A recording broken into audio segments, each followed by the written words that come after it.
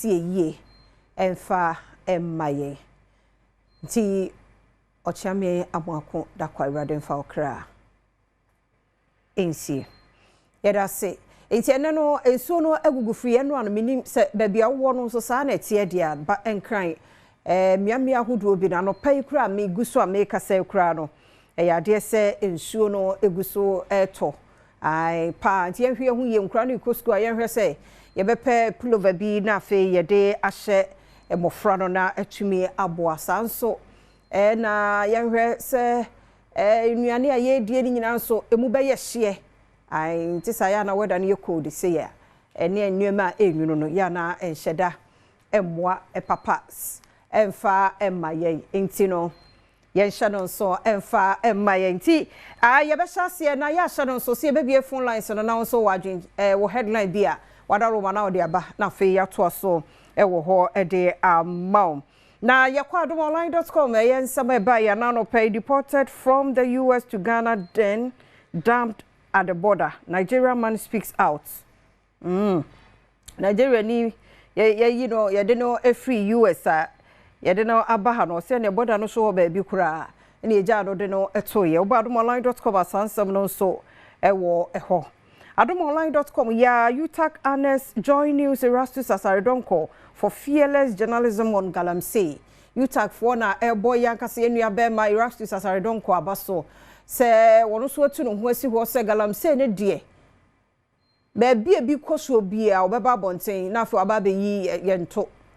UTAC for abona baso pa se hu ni stro bia dimu no guso ye na dwuma nti de be kan ho no se rade bambo no be koso aye kese e de ama Erastus one team no a ya one more echo de report breye fa Galamsey said the so nyina hodo ni nyina ni adane brown wi ampanifo council ebuaye so wo monte ye de bia na ye ka Galamsey yo enyo still wo mutu excavator si anya homa ananya praye ananya tade ne abobọ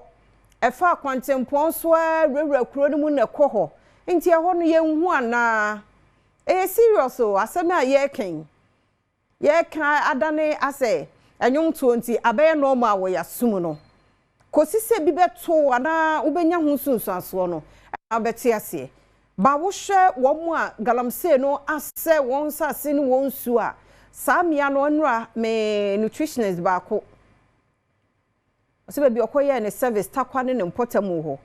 me refi hospital no boy no ba wo so wo hwe cases a wo mo e wo sa area no mu ho central ne takwa sa side ho ba western mu e ba no a kidney problem nkoa ba kono ne ye nsuo na wo mo no no nsuo yi em say FDA so omo research bi a na nsem bi omo ye beto abonten lead na e wo nsuo mu akra afa ne yanyin sen no obate onim hwe because eno ne nsuo wo ho a eno anu wo mo no nom ne ade nti be wi akire na kwakọ ha akra ye de na ba fofo e wo wi ase yesre mo ne die mu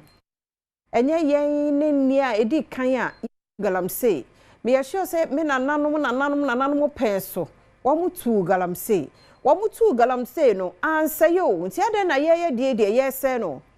enti daachim kwada na wo akire no e de no mba benya serious pa o serious o ni aka ye nuclear state of emergency ni aka ne sa na isa abaye normal ni ho serious o sunso aso na no den ye nua ni nyina sai enso ye si eni di ye nso be wie se adua no kro no ye se ye nti ye die no eno a na atwa no ho na asa ba bekue ti ene yare hu kwa akraketua efie mienu na bibia hono ne ha nyina ahono ye kakra bada no kon ho aw yesremo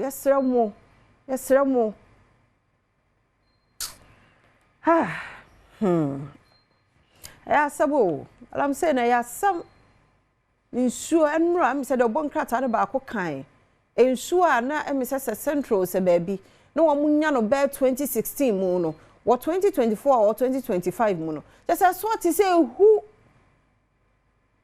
e wo he no mo kopompe e wo he Kwanya akofo. Nananom monsori. Mampani no ye ne de. Na yenso so bia se bebi a wo wono adai your regional minister your DCs your assembly members your nananom opinion leaders oh how ndi we mu nyina nanka mampani bebre so bia so ye na dwuma nananom ani die mu bebi adu ne de adu mu ho Mumia mama omei hadwen tesa wo mo kan se beto brebi ye bekwa akokra nsu aba no ebia na wo me ne wo ye ntimi nkokra because sika ne ye ni bi ti mumia mfa ye nan si fom ye nka ho asem enne galam sefo no wo behwe no mo de niam abo ho ban ti wo ye mo hwe kura nka ho Mabofo nso erade nka mo ho na birum nso awia no afi wo mo so do wo ho akose mu no because sika de unhu sika na gold nie wona ne ba akokura puduo nti ampa temptation is very high by best any dim da chinti ya ka enye gold tuo no na e problem ba bia wutu no nsuo ni mu a wutu no na ye kwa ye no mu a wutu no asay mfudie no eye eno ni problem no wutu wie so ahonkata so no bi kwa no ba bi no akotom no awu yo Adom online ne dia omo so ede eba ya wo bo irasu sabaso no na mede ebro ye kasa wo so wo headline bi a mede fofabra na yentie wo headline now the about 0302211701702703 o share achimota ma 7 St John's no honum ne ade a mehu se me sure ida ebia omo ewo ho ton ade no omo atete gata ne mu on aya ade titimu pa na hwe anwea pa esunsunsunsun gata na no ho no a me kan na enura na adwoda no ese nsu asa to aguso nti asa afo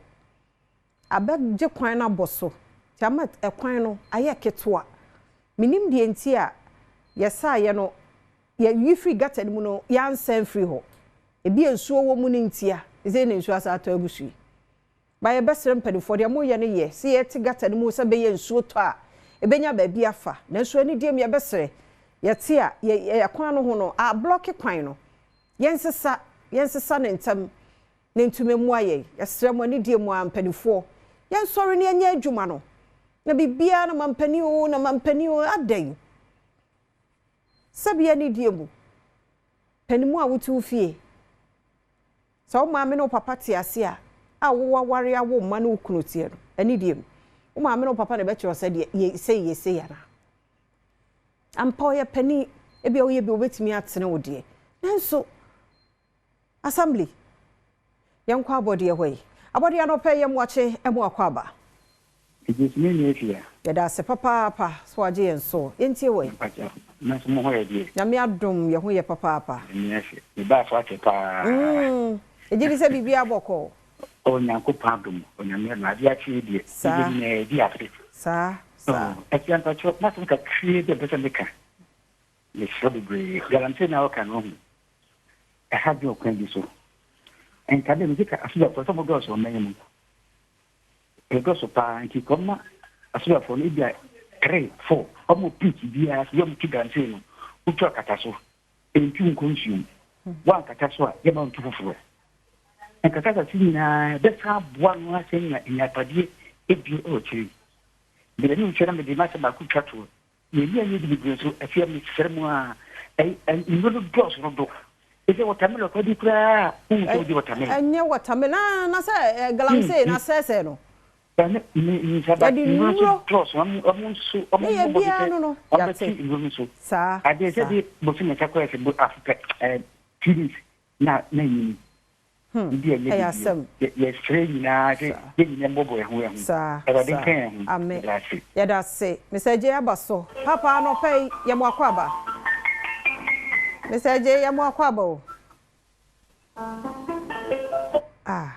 On some free BM 0302211701702703 the abodi abeka ye no kre and also would the fruits me be am the carrot na ye mfato ho carrot adani dua na simfinfi serious o se bibia aye chembe de ye pentem ne ate na ya nyemfa so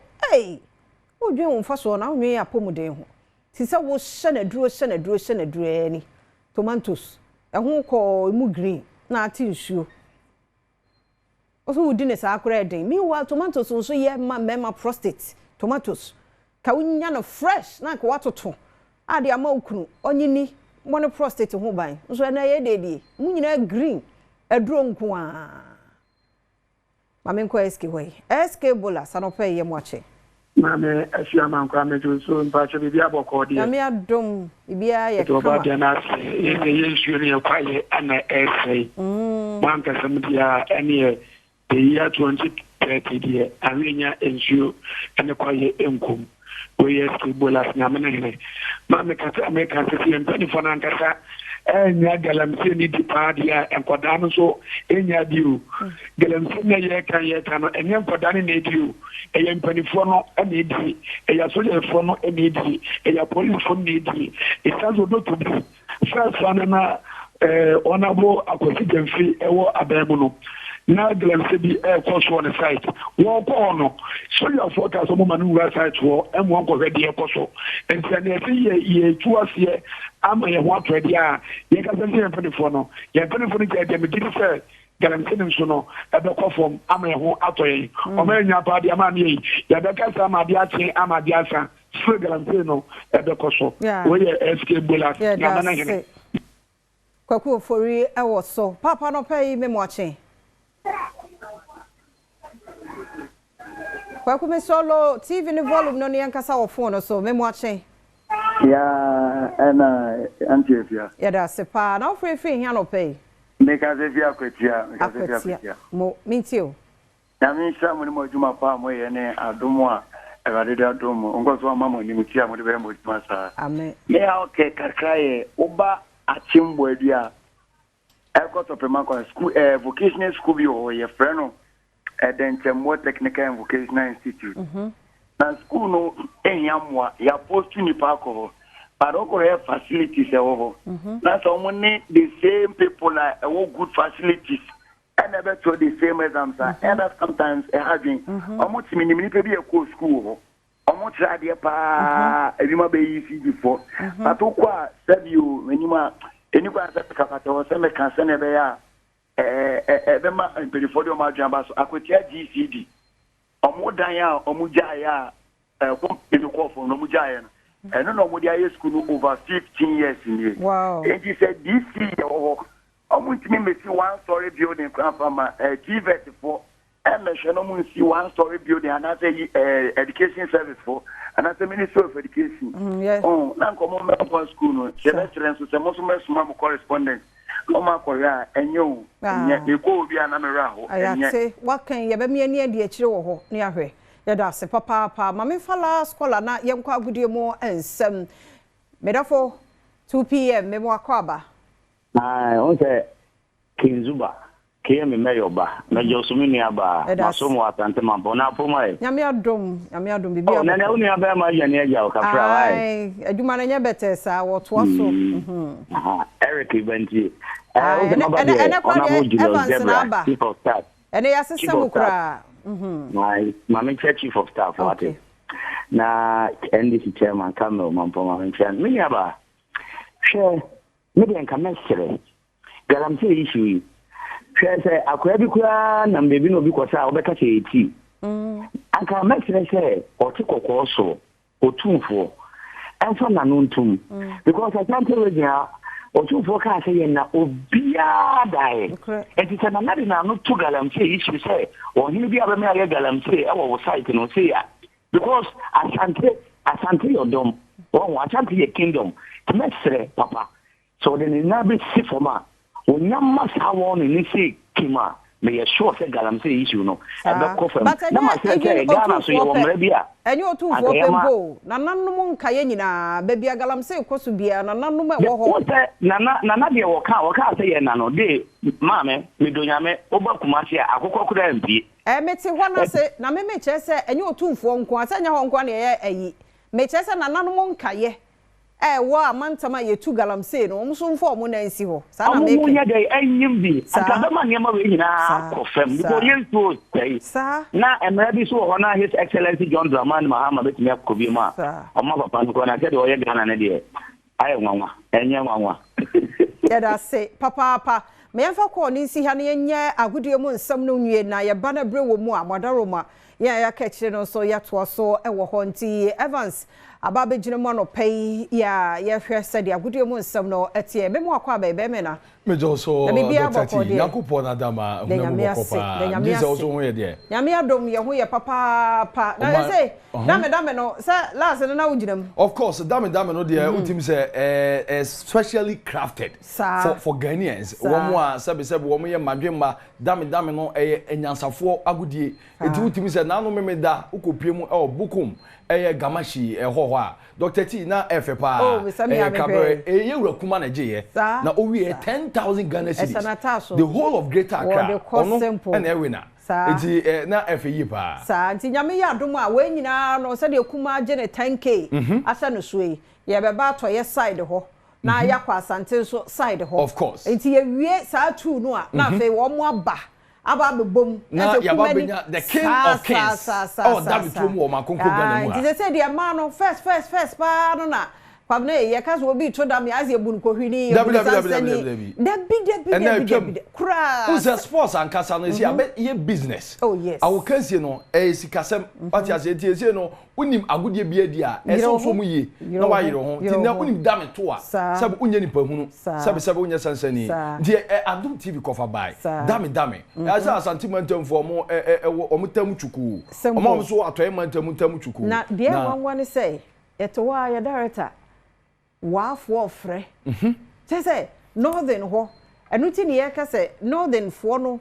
enyina enko sa northern sa ne aye no yes on say we na hyase mu ni nti say de tie bia no ba krom ho nyina bunu fo ni nyina be ko register wa Asante mantam nti yadam wase pa so mo so mu twetwe ore kuma me so ya atakakra bra manager ye na ye nhye wo hu anopa ye fa num koko ma ya ma ye fedodo nti